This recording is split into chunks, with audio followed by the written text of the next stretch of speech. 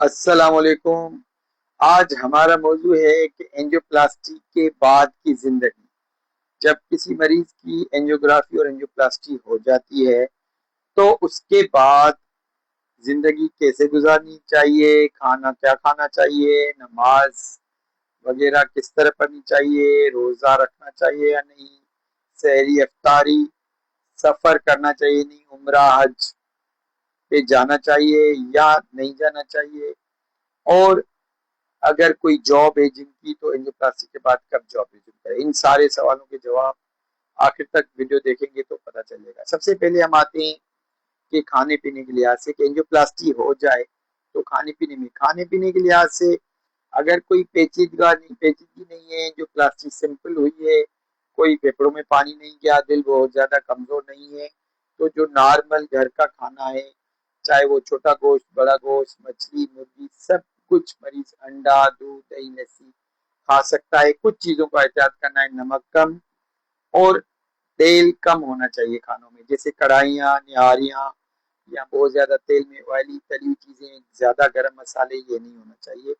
Normal گھر کے کھانے کم مسالوں میں، کم نمک میں، کم آئل میں کھا سکتے ہیں۔ اس کے بعد جاب پہ، اگر جاب پہ پھر وہی کہوں گا کہ پیچیدگی کوئی نہیں ہوئی ہے، اینجیوگرافی جو پلاسٹک کے بعد 15-20 منٹ بعد 2 ہفتے کے اندر مریض کر لیتا ہے تو 2 ہفتے کے بعد اپنی جاب ریزیوم کر سکتا ہے، سفر کر سکتا ہے، نماز پراپر مسجد میں جا کے پڑھ سکتا ہے، روزے رکھ سکتا ہے۔ صرف احتیاط یہ کرنا ہے کہ اگر شوگر ہے تو شوگر ویل کنٹرولڈ ہے تو سحری میں ہلکی سحری کرنی ہے، اور شوگر زیادہ ہائی نہیں ہے تو کوئی شوگر کی دوائی یا انسولین نہیں کھانی۔ افطاری کے بعد یہ کھانی، اور افطاری میں اگین تھوڑا احتیاط کرنا ہے، سب ایک ساتھ سموسے پکوڑے کھانا پینا نہیں، وقفہ کر کے یا تو جسٹ افطاری ہلکی پھلکی کر دیں، پھر نماز وغیرہ پڑھنے کے بعد آپ اپنا نارمل کھانا کھائیں۔ اسی طرح لوگ کہتے ہیں کہ جھکنا نہیں چاہیے، اسٹے نکل جائے گا، یہ مت سے غلط فہمیاں ہیں۔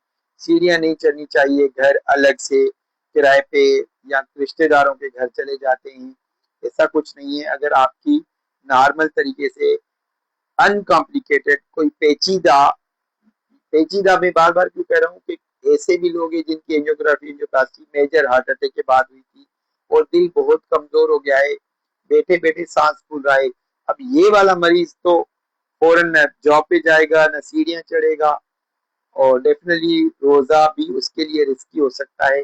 لیکن باقی سارے ایسے مریض جن کی اینجیوگرافی اینجیوپلاسٹی پیچیدگی طریقے سے نہیں ہوئی ہے، نارمل ہو گئی ہے، کوئی پھیپھڑوں میں پانی نہیں گیا، وینٹ پہ نہیں گیا، یا گردوں کا زیادہ مسئلہ نہیں ہے، شوگر بہت زیادہ ان کنٹرول نہیں ہے، اگر یہ چیزیں نہیں ہیں تو 2 ہفتے کے بعد جاب ریزیوم کرنا، 2 ہفتے کے بعد سفر کرنا، ڈرائیونگ کرنا، ازدواجی زندگی استعمال کرنا، روزے رکھنا، مسجد میں جا کے نماز پڑھنا، اور نارمل گھر کے کھانے کھا سکتا ہے۔ تو آج کا یہ موضوع ہے۔